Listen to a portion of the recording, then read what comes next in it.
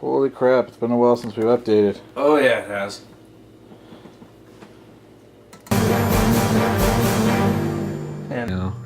And then here's the... That's when the thing's supposed to come in. Okay. What do we got? What we got? We There got we go. stuff. We have done a lot of work since then, since we last updated. We even got a little list. Oh, actually, I need to add something to the list. So this will be cool. So in Cobalt's Quest, we need sound effects. I got them. Well, this is our list of things to add to the game. Oh. My list of things to do. Yeah, it's about half the size of dungeons. No, the dungeon stuff has been up there for a while. I just added to it, and some of it was just, theoretically, things that we might do. Anyways, Cobalt's Quest. So,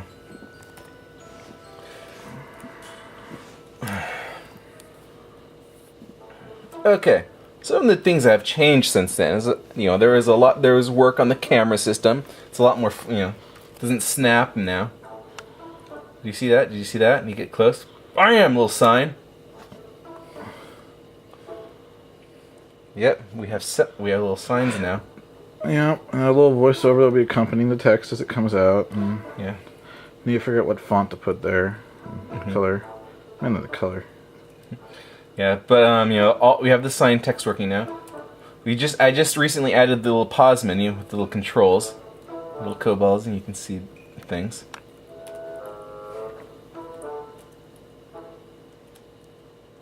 Whee! Bam! Okay, sweet.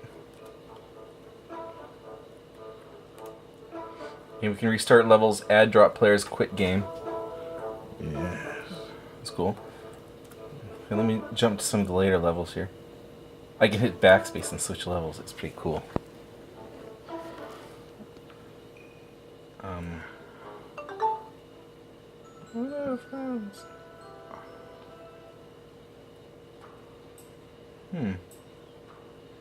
What's wrong? I'm just wondering. Oh crap! Ah crap! Yeah, the archers have been improved. I had fixed bugs and well, but some of the things. Okay, bronze. Some of the things that I've added over the time. Let me just bring them up. We have a lot of footage backed up. I have like a month's worth, maybe 2 months worth of footage just sitting on my drive unedited. I feel kind of bad. We had finals and I had to work for 2 different jobs for a stretch there, so I couldn't really do anything. What you doing? I was about to show various things. This is the component that controls Which direction? which direction, and so it works off a visual thing now. No longer a little drop down box left right. Now it's just an arrow, and I flip it and it knows. So I've been working on making things more visual in the editor. William proofing. Yeah, we have the moving platforms now. These ones are more difficult, but moving platforms, which is pretty cool. We have flip tiles now. You stand on these things, they'll flip and they'll drop you down to the spikes below.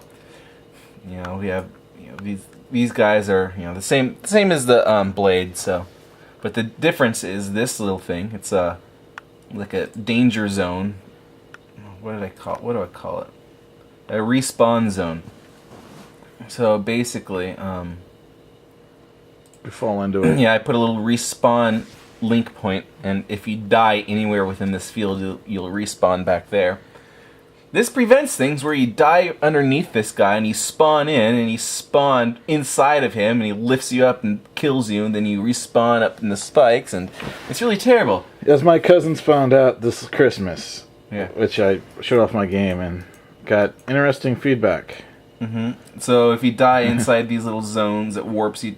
It'll set your respawn to in a safe area. so I have to go through and fix it for earlier levels. And so we got that cool stuff. There's also this zone, like camera orienteering things. Sets the camera direction. I need to go back over those, and I've got 2 different styles I've been messing with. I haven't decided on which one I like.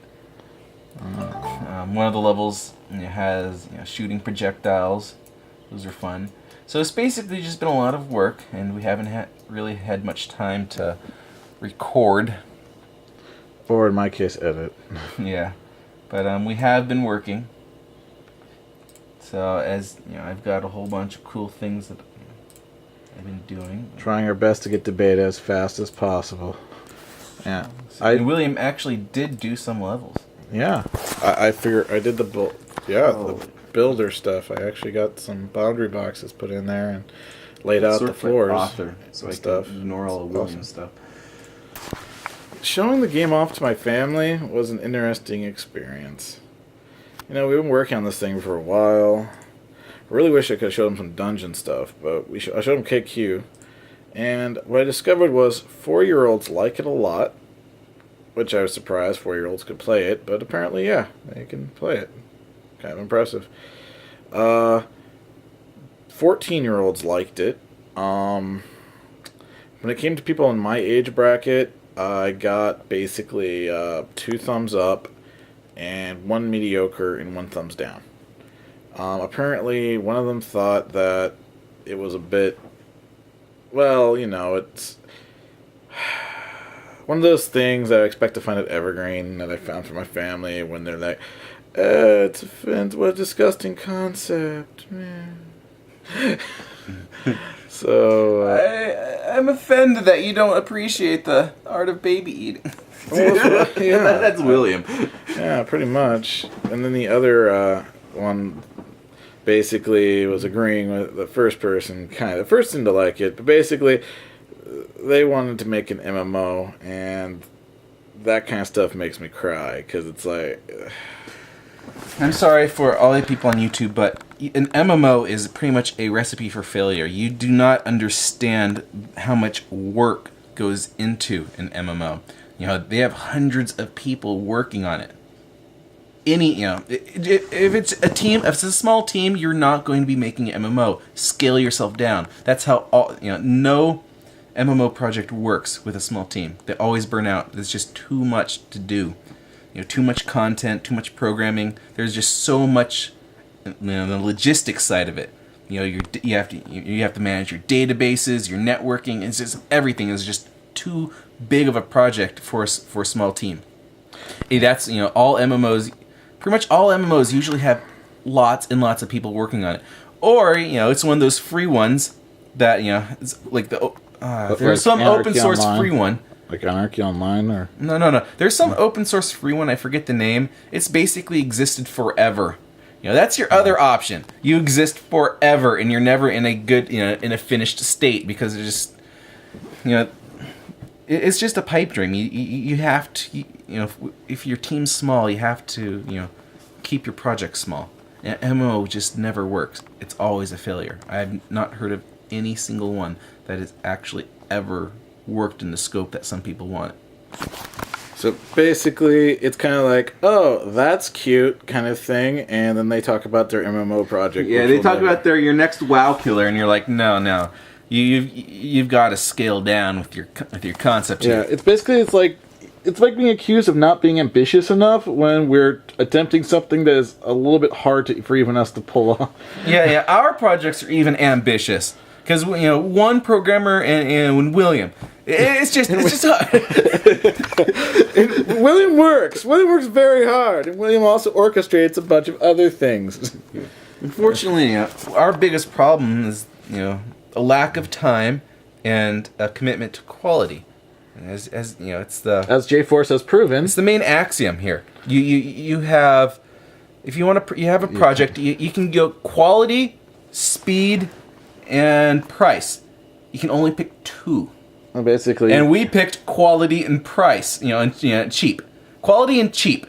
And so we lack speed. Yes, you go at a snail's pace. So yeah, that's our current situation. And so when William's family member was talking about they have this big MMO. It never works. It never works. It's a cute concept, but you're not going to get anywhere with it because there's just way too much work involved in way too many areas that you really you have to be good at everything if you want to make an MMO, and you're just not gonna have enough time. That's the main thing. You're not gonna have enough time. You're gonna be too busy programming it to work on content, or else you're just gonna be the type of guy that designs his MMO, says I'm gonna make an MMO, and he designs it, and it never gets finished. Whatever. It's never works. Never works. I have not heard of one single one really working.